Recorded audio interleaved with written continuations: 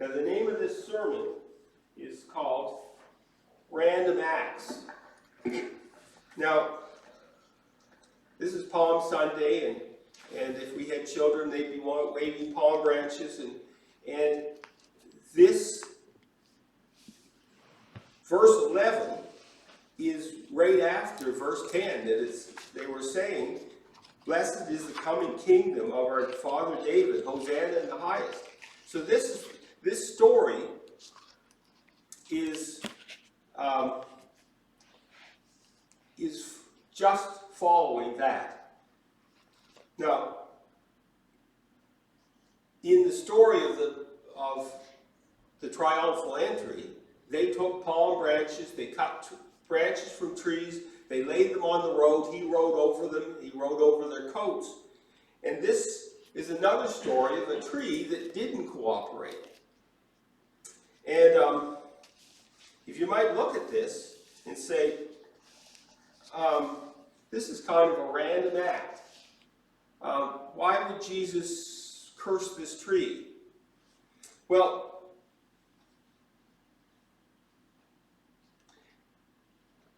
in verse 11, it talks about him coming into the temple, and he looked around at everything. And we're going to get back to that later in the sermon. But after he left, he did this thing that we read about. He cursed this tree. And it seemed like a random act. And you've heard of the expression, or a random act of kindness. Well, the people in Hillsborough at Valentine's Day did a bunch of random acts of kindness. They paid for people's gas, and it was a real blessing for some people. And we came up with that random act of kindness to kind of counterbalance random acts of violence. I was watching a movie. It's a documentary of Seattle, made 2 years ago. And they had an awful homeless problem at that time. It was before all the riots in Seattle, but it was awful. People were afraid to go out because of random acts of violence. And there was a videotape in the video of a man walking along, and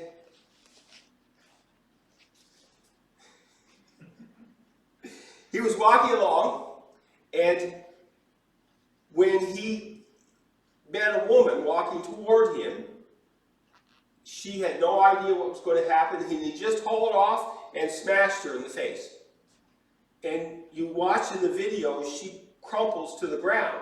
She had no idea it was coming, and he didn't know her, and he didn't even look to see what had happened. He just kept walking.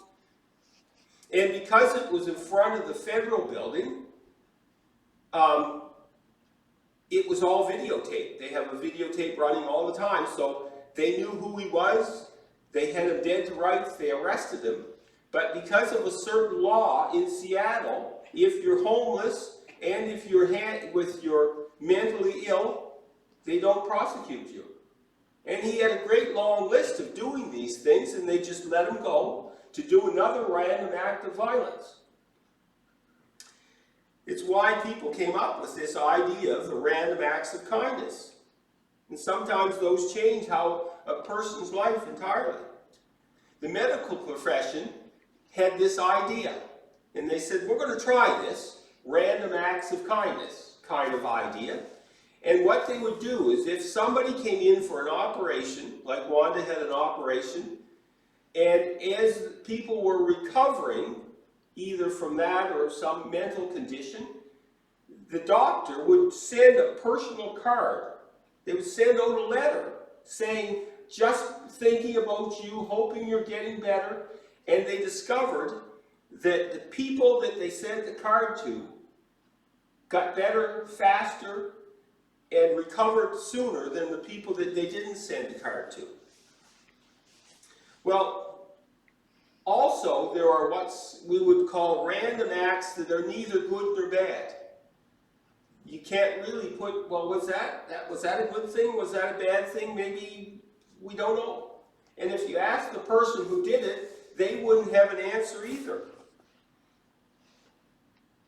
Now, when Jesus did things, if I read you story after story from the Bible of Jesus doing things, at the start they look random, but as you read them you say, well, that's not really random. I can figure that out. Jesus was in the temple another time, and they brought a woman to him, and they said she was caught in adultery in the very act, and we want to stone her. Should we do it? They were trying to trap him. And you know what he did? He did something really random. He knelt over and he started writing in the sand words. And as he wrote, and then he stood up and he said, "He who is without sin cast the first stone." Well, he had words. We assume he had words like lie or steal or we don't know what he wrote, but we know that the act stopped people from stoning because they dropped the stones.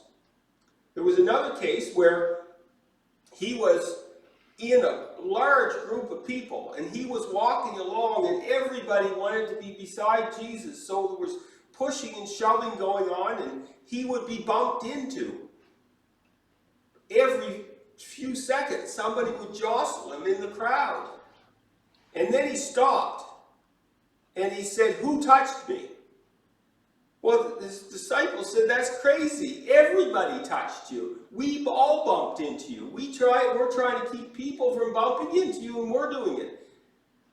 But he refused to continue until somebody changed that random act till everybody understood. A woman came forward and said, "I touched your garment because I wanted to be healed." And all of a sudden, people understood there was a new way to get healed. All you had to do was touch Jesus' garment and believe.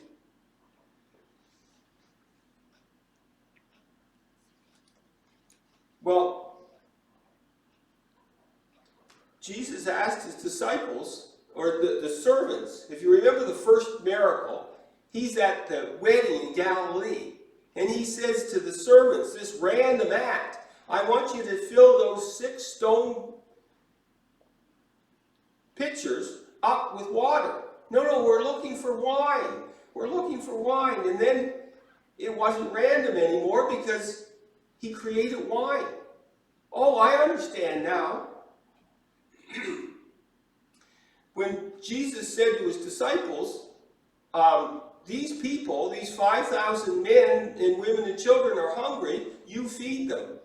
Well, that's a random thing to say. How are they going to do it? Well, he knew how they were going to do it. He took the 5 loaves and 2 fish, and he made them, he fed them all. Well, as you can see, most of his actions, even though they started out looking random, weren't random at all. They were understandable. But that's not this one. This one is very random. This one of coming to a tree that has no figs and cursing it is very random. And as I looked at the commentaries, different commentaries had different answers.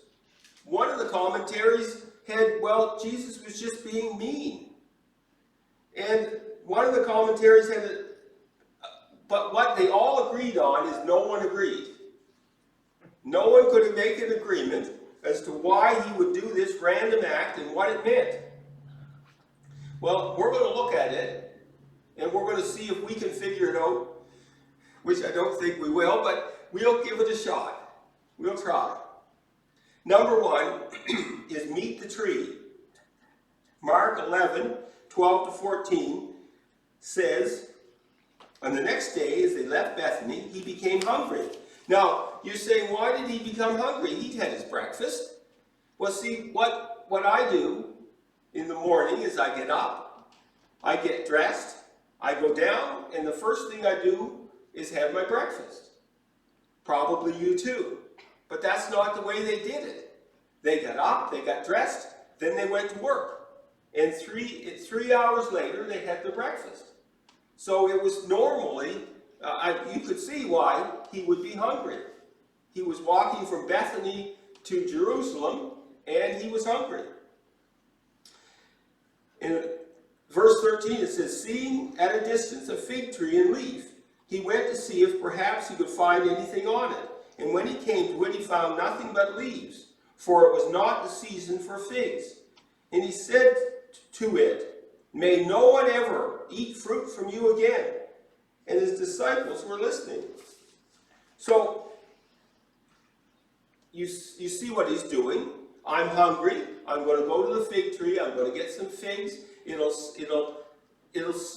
hold me off over until I have my breakfast. Now, I've always this verse has always bothered me, because if you think about it, well, Jesus would know what time of the year there would be figs on a tree. If I asked you, it's January, I'm going to go pick some apples. Do you want me to pick some from you? You would think I was crazy, because there would be no apples on the tree. I thought about this as a kind of an idea. If you lived in a big city and you traveled on the subway and on buses, and you didn't know anything about cars, I would excuse you for not knowing anything about cars. You'd never driven a car. But if you lived on a farm, and you, as 8-year-old, it was your job to drive the truck in the field while they picked up the bales of hay, I would think, no, you don't have an excuse. You should know something about cars. You spent your entire life around vehicles, fixing tractors and such. And there's a funny story. My former son-in-law told me he fixed cars his whole life with his father. And so it really surprised me when my daughter told this story. They checked the oil, and he was horrible at checking the oil, so it was probably down 2 quarts, not 1. And his wife said, well, you put the oil in it, and I'll go get the kids ready. And so she came out 15 minutes later, and the oil wasn't in. Well, what's taking you so long? Well, it doesn't flow very fast. And what they've done is they've taken a piece of cardboard and made a little funnel, and I've done that too, but they were putting it in the tube where the dipstick goes. And she had to laugh, and she said, look, that's the oil filler cap there. It's screaming for your attention. I thought, how dumb can he be? He either is telling me a lie that he did all this work with his dad, like changing the oil and stuff, or, well, I was okay thinking my former son-in-law was dumb because he'd just done something dumb, but I'm not okay thinking that Jesus was dumb. It bothers me to think that Jesus couldn't figure this out, and here he'd gone all the way across the field and taken his 12 disciples with him to a fig tree to pick some figs, and there was, and the scripture here says, and it was not the season for figs. And then what's worse is, you read verse 14, and he curses the fig tree. And I thought to myself, it's bad enough if you do something dumb, and then you blame what the thing. It's like the fork in the socket where you plug something in. I'm blaming the socket because I got a short. I got a electric shock. No, I did never want to think about Jesus like that. No, and bear in mind, as I was reading the commentaries, I'm not the only one that thought that thought. Bertrand Russell, who was a famous writer but not a Christian, said that as gods go, this dropped Jesus from here down to here, because a God who can do miracles shouldn't use it to punish inanimate objects that didn't do anything wrong. Well, as it turns out, as I studied this, I'm glad I did, I found some more information that made me feel a lot better. Now, the scripture says it wasn't the season for figs, but only because they didn't call them figs when they weren't ripe. We call apples green apples when they're not ripe, but they called them something else. They called them P-A-G-G-I-M, pigeon, or green colts. What happened was, after the leaves fell off, through the winter, figs would start to grow on the tree. And there would already be these green knolls before the leaves even started. So Jesus had every right to go over to that tree and pick these off. Green knolls. They should have been loaded. The tree should have been loaded with them. And if you don't mind something that's a little sour, you can eat it in a pinch, and if you're hungry. And he was. I remember as a child, we had an apple orchard. And I loved the apple orchard. It was a wonderful place. Some of the apple trees were this big around. And what bothered me in the apple orchard was some of the apple trees had no apples. Year after year they had no apples. What business did they have of having no apples? Kind of like a Christian who's been a Christian for years and produces no fruit. It's an oxymoron. You can't have.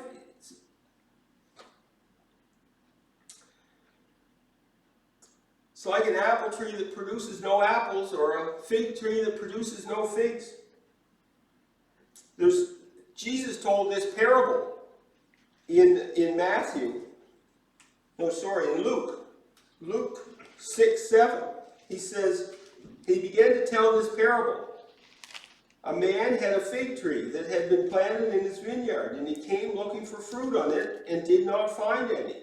And he said to the vineyard keeper, behold, these 3 years I've come looking for fruit on this fig tree without finding any. Cut it down. Why should it even use up the ground? It was kind of prophetic of Jesus saying this, because he would eventually find a fig tree that had no use. It's like false advertising. I remember when I went to the apple orchard, I used to pick 12 to 24 apples. That's how many apples, green apples, I'd eat every day. I'd eat a bunch in the apple orchard, and then I'd fill all 4 pockets. How many apples can you fit in all 4 pockets? And then I'd eat them after I left the orchard. But as I say, it bugged me when I could pick them off this tree, but this tree has none. No business doing that. Well, number 2 is you will remember me today. You will remember what I did today. It's verse 15. And they came into Jerusalem, and he entered the temple and began to drive out those who were buying and selling in the temple. And he overturned the tables of the money changers and the seats of those who were selling doves. And he would not permit anyone to carry merchandise through the temple. And he began to teach them to say, is it not written, my house shall be called a house of prayer for all the nations, but you have made it a robber's den.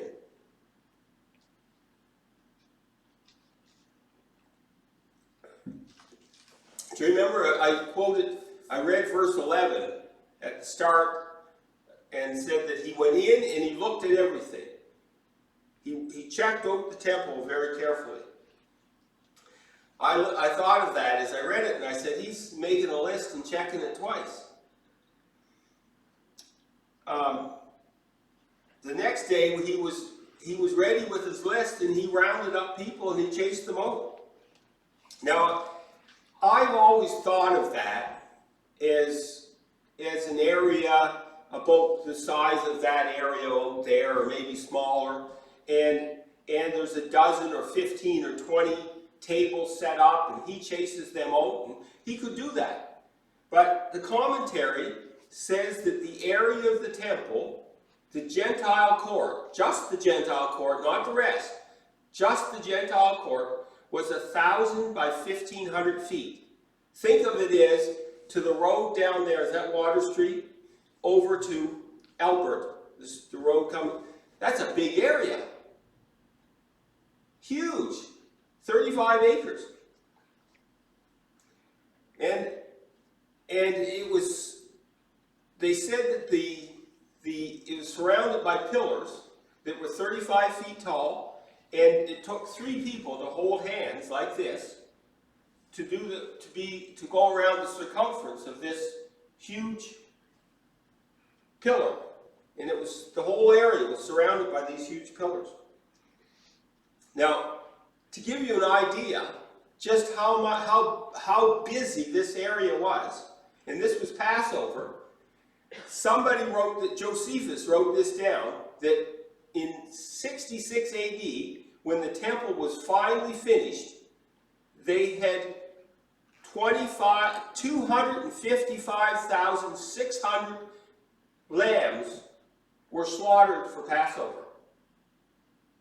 250,000 lambs went through that area. I can't even, what's 250,000 lambs? How big an area does that require for them to, huge, right? And this area where the people were it's called the court of the Gentiles. Now you can imagine why Jesus was upset about this. This was for the Gentiles to come and worship. And they couldn't go anywhere else in the temple. There were signs up in different languages that said, if you cross this line, if you go in here, we will kill you. We will kill you. The only real concession they got from the Roman Empire was that if somebody went into the temple who didn't belong, then they could kill them.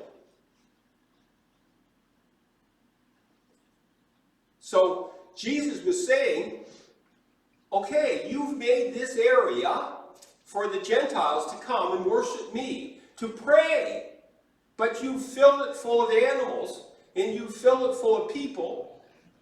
And not only have you filled it full of people, those people are cheating other people. Can you imagine, as a family, you've come 1,000 miles. It's taken you 5 months to get there. You're finally there. Mom and Dad and the 4 children are gathered in a huddle in the court of the Gentiles, and you're crying, and it's so moving, and you're praying to God and thanking Him for the ability to come, and you're completely amazed, and you hear somebody yelling at you in Hebrew, "Get out of the way! I'm coming through here. I got a ladder, and I got a roof to fix, and it's not going to fix itself. Get out of the way!" You see, one of the other things people did was, because the area was so huge, people would take a shortcut through the Gentiles, the court of the Gentiles. Why walk all the way around when you can cut through? And people would get angry. They were used to cutting through, and now these Gentiles were in the way, and what are they doing in my way? Well, the whole point of it, a court of Gentiles, is so the Gentiles could come and worship God. Now, as I was reading this, I thought to myself, I wonder in verse 11, when Jesus took a good look around, did he pick out certain ones to chase out? The worst offenders. I hope it's true, because obviously he couldn't chase out everyone. The commentary said the area was so big that it would be impossible for him to chase out everyone.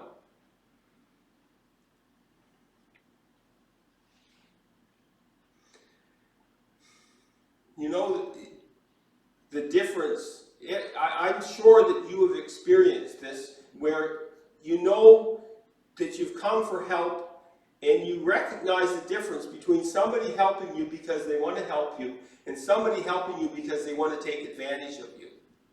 And this would be the case here. It would be, these people were horrible. That's why he called them a den of thieves. It would not be a nice place.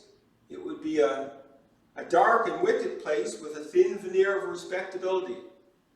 Well, number 3 is the Harvey shoe tree. You remember the Harvey shoe tree? This is what it says about this tree. In verse 20, and as they passed by in the morning, they saw the fig tree withered from the roots up. Well, this tree would be completely wilted, and we know that the one over here in Harvey was on the marsh, so that the roots would be wet most of the time, and eventually it rotted and fell over. But that was a dry area. And people would see this and say, I remember that story. Jesus cursed that. And next day it was dead. And eventually the people would confuse the story. It's like when I would go by in Harvey and I'd say, I've seen that before. I wonder how long that's been there. Has that been there 10 or 15 years? How long? And you confuse. Things are confused. And of course the religious leaders wouldn't want you to think, well, that's a reminder of how Jesus did miracles. No, we don't want to talk about Jesus. You see, many things in the Bible, people know just enough about the Bible to make them, to get them in trouble. Yeah, I know there's the 10 Commandments. Thou shalt not kill, I think is one of them. And then they can't name any more. Some people hate the Bible, and they bring out that there's one law in the Old Testament that says you can't sew a garment together with 2 types of fabric. And they say, well, this just illustrates how crazy it is. And no one bothers to ask them, well, what about the one that says all the other good ones that the laws of Canada are built on? And they wouldn't want to throw those out, obviously. But you see, they pick and choose. As I was reading the commentary, one of them said that this was like a sandwich. The first part of the story was Jesus cursing the tree. And the second part of the sandwich, that was the bottom half, the bottom bread, and the middle was his trip into the temple, and how the temple was not what it was supposed to be. And the top of the sandwich was the wilted tree, the tree that was dead. You see, what he was trying to say in this is that Jesus was saying the temple is just like the tree. The temple is full of leaves, and it's beautiful, and these big pillars, and this covered with gold, but it's not doing what it's supposed to do. It's dead inside. It's a den of thieves. And eventually, it will be destroyed. If you remember, I said in 66 AD they finished it. In 70 AD the Romans came and completely destroyed it. In Matthew, Jesus is saying this is what's going to happen. In verse 2 he says, do you see all these things? Today I said to you, not one stone here will be left on another that won't be torn down. Well, why did Jesus say this is going to be torn down? It was like the tree. It's not doing its job. We're going to tear it down just like the parable. He said, why do you let it use up the ground? Now, so what's the application? I talked about random acts. And if any of Jesus' acts were random, that we can't figure out, this is the one. When I've told you this sandwich story about Jesus using it as an illustration about how the temple was like the fig tree that didn't produce anything. Well, that was one commentary from the 5th century AD trying to figure this out. But, as I said before, all the commentaries say the experts don't agree on this. It's one of those disputed passages. And all the commentaries have a different take on why Jesus cursed the tree. See, some things in the Bible are like that. And this episode is one of them, with opposing views about what this means. We have people who believe this part and people who believe that. Mark Twain said this about the Bible. He said, it's not the parts of the Bible that I don't understand that bother me. It's the parts that I do understand. You see, what he was saying was, the Bible says to do this, and I'm not doing it, and that bothers me. It bothers my conscience. I don't care about this problem of a disputed passage because it's not telling me to do something. Even if you disagree with the sandwich idea, you have to agree that Jesus called out the religious leaders more than anyone. He called them children of the devil when they said they were children of Abraham. The truth is, I can't explain this random act of Jesus. I can't give you a good explanation, and the truth is, no one can. No one as yet has been able to. Do you remember how I said that the people complained about this law in the Old Testament about you couldn't put together two kinds of material to make a fabric in a garment? And how they said, oh, it wasn't that they really had a problem with that. There was lots of other good laws that everyone would cheer and say, that's a really good law. How come we don't do that now?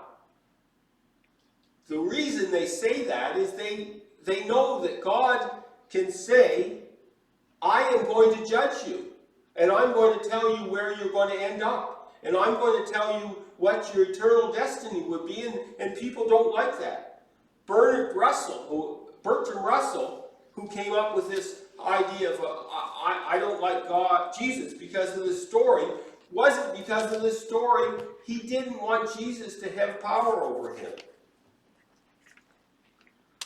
Well, people do that. They say, I don't want to worship God, and they'll pick any excuse. But we can't allow them to have that excuse. We can't let them get away with that. We have to know the salvation story well enough to be able to make them see that the shiny temple of their life, that shiny temple that they worship in, is really full of robbers.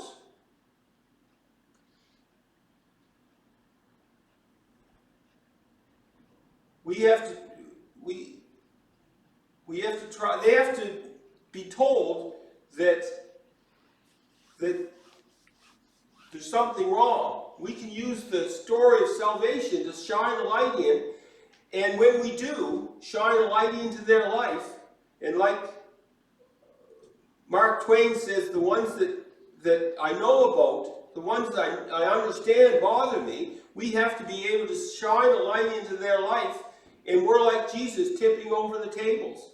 No, you can't do that. That's not acceptable. Jesus calls that a lie. A lie, a sin. And you can't fix it yourself. We have to upset their system of sacrifices that won't take away their sins and won't make them right with God or fit for heaven. And we have a right to do that. Jesus gave us the right to go into all the world and upset false beliefs about salvation. He says, go into all the world and preach the gospel. Well, what preaching the gospel is upsetting tables. That's not right. This is the right way. God allows us to do that. And in fact, He tells us to. So, when you think about today and tomorrow and the rest of this week, and you see somebody who needs a table upset, you have my permission to upset it. You have my permission to say, Jesus said this is wrong. He is the only way of salvation.